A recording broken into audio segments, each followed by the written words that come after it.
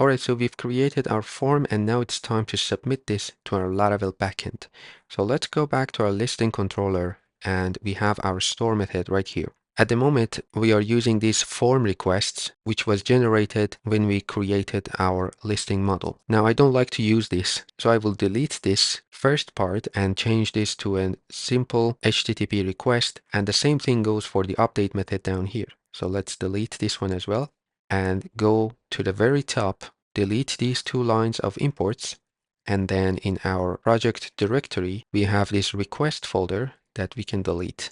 In case you're wondering, those are just extra classes to move the validations and policies if you want to a different class and then use it here. But I think sometimes that is overkill. And since we don't have that many validations, we are just keeping everything here. So let's just die and dump the request object in our store method and see what we get.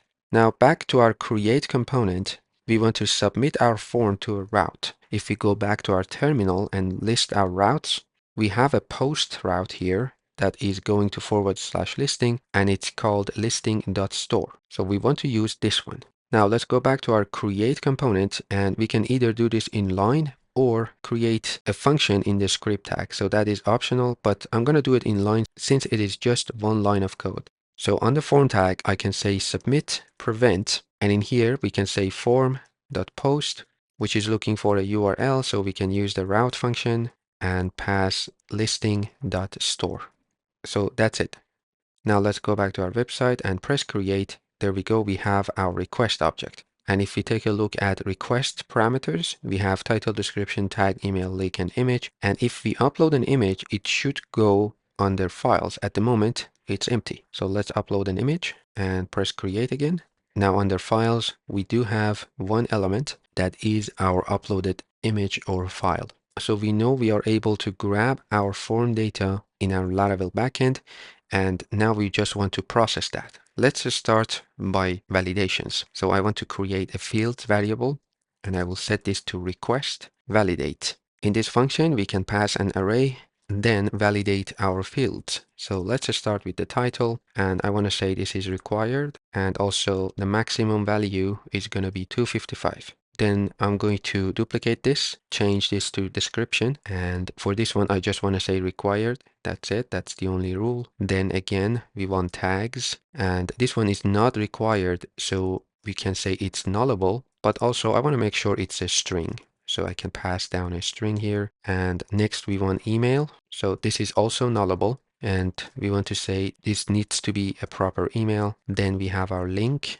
which is going to be nullable again, and it needs to be a proper URL. And then I want to validate the image field. We want to say it's nullable, then it must be a file. Also add the maximum size. And for this one, we need to pass the size in kilobytes. So that is 3072, which is 3 megabytes in kilobytes. And we can also set the types we accept. So I can say, for example, JPEG and JPG and PNG and WebP. And these are all the validations we need. So now if we go back to our website and press create, we can see our error messages. And since title and description are the only required fields, that's why we see only these two. But if we add some email or a link which is not correct and press create, then we can see we also have error messages here. And of course, for the image, if I select this one, which is 3.9 megabytes and press create, then again, we get an error regarding the image. So our validations are working. Now, if they pass and we have no error, we want to save this listing into our database. So first, let's check if we have an image and save that image in our project. So I can use an if statement and say if request has a file that is called image. If that's true, we want to save that image in our project. So we can use the storage facade and use the disk method to specify which disk we want to save this in. And in this case, we want to say public. Then we want to chain the put method to actually save this in a path. And we want to say go into the images folder and then listing and then the name of the image. So as a second argument, we want to pass the content. So basically our uploaded file. So we can say request image, which would be our image. Now this will save the actual image in our project, but we also need the path. So the string path, so we can save it inside this image property. Now this storage statement would actually return the path, and we can use that to save it in our database. So I can save the result of this statement into our fields image element, and then when we submit this to our database, then we have the path. So that's for the image. Then we need to take care of the tags, but for now, let's just ignore that and actually save our listing. Now we need to save this through a user. So we can say request user, which will give us the authenticated user, and then use the listings function, which we created in our user model. So this is the relationship we created and we called it listings. And then we can chain the create method, which would actually create a listing, and it is looking for an array with the properties that the listing model expects, and that is these properties. So we can just say fields. And when we are done, we want to return a redirect to the dashboard. So let's say route and dashboard. We can also chain the with method and say return with a key, which I will call it a status, and a message. So I will just say listing created successfully. So now let's see if this works. Back to our website, I'm going to give it a reload first. I'm going to call this new listing. Then I'm going to create some tags here, but I'm going to add some spaces. And for example, this is going to be a fun, then space, a space, bunch of spaces, and then maybe another book. So I'm repeating myself, maybe also the word free and another comma. So I'm doing this on purpose just to talk about a problem we would have here. Then I'm going to paste some text for description and some random email. I call it unbox instead of inbox, doesn't matter. And then for the link, it has to be a proper link. So maybe we will go to Google and let's upload an image as well. So I will choose this guy and create. So we didn't get any error. That means it was successful. Back to our project. Let's check out the file first. So in our public folder, storage, images, listing, we have our uploaded image. So that was successful. And now let's open our database and go to the listings table. We have one entry and the user who created it. We have the title, the description, and the tags, which is not good. So we need to address this. So that's why I added the tags like this, so we can see the problem. And then email, link, image, which is pointing to images, listing, and so on. And of course, the approved column, which is set to 0 because we said the listings must be disapproved at first. So let's change this to 1 so we can see it on our homepage. So I just manually changed that to 1. Now let's go back to the homepage and see our listing. So everything is fine, and we have our new listing, we have our image, and created by John. We can select on tags and add filters. The problem is the tags, and you can see we have duplicates. Also, we have this empty container here because of that last comma that I used in the tags field, and we can see it in the database.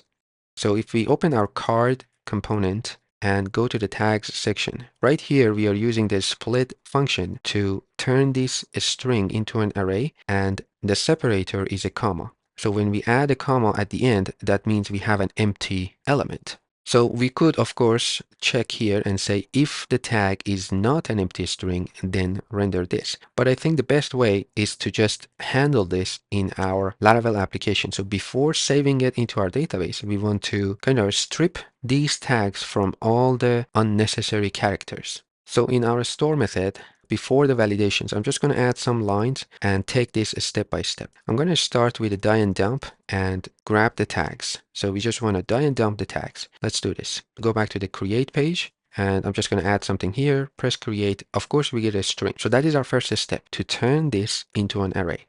We are working with PHP now. Let's create a new tags variable here and set this to explode, which would take a separator, in this case is a comma, and as a second argument, it needs the actual string. So we can pass down our request tags. So let's end this statement and die and dump that new tags. All right, so back to our website. I'm going to say, for example, book, comma, space, space, space, another book, comma, another comma, and then fun, and then create. You notice we have an array with 4 elements. The spaces are there, and we also have empty elements. So the next step is to take out the white space.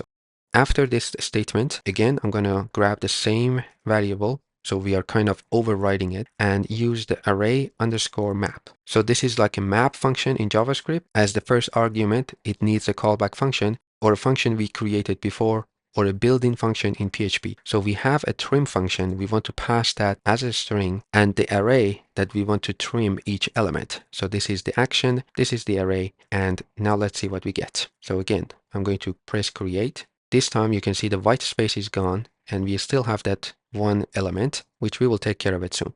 So now let's take care of this empty element and we want to get rid of it. And that is very easy. So again, we can say new tags and then use array filter this time and pass down new tags again and save it. Let's go back to the website, press create again. You can see that empty element is gone. Next is the duplicates. So you notice we are just using PHP functions to get the result we want. Now to remove the duplicates, we have another convenient method and that is array unique. So again, this is looking for an array and this time, if we go back and press create, you notice we have only one book and one fun. There is no white space. There is no empty element. So we are getting to the proper result we want. Now the next step is to turn this back into a string. So let's go back to the project and say new tags again. And this time I want to use implode. Similar to the explode, which turns the string into an array, this is the reverse action. So we are turning an array into a string using a separator, which in our case is a comma. So again, I can say new tags here and end the statement, go back to the website and press create. And here we have our string of tags and there is no duplication, there is no white space. And even if we have comma at the end, which I have right here, it is not going to include an empty element for us. So you notice we have 2 comma here, which would represent an empty element. We have white space, we have duplicate, but everything is stripped down to the exact value we want.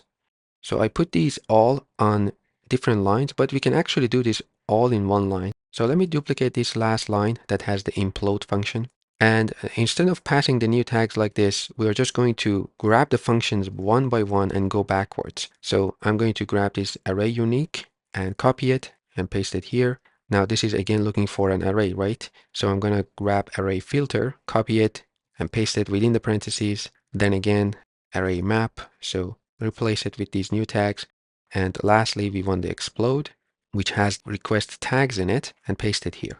Then I'm going to comment these out and save my code. So our new tags is the result of all these functions within one another. Let's see if this works. So I still have these tags, press create, we get the proper result. So since this is a bit difficult to read, I will keep this in my project, but I will keep it commented out. And then I'm going to cut this statement, delete this die and dump. So we are back to validations. And after this image condition, I'm going to paste that statement again. And I don't want a new tags variable. I just want to grab my fields and the tags element, which is this one. So we are overriding those values and then we are submitting it to the database. So let's see if we actually get the right result.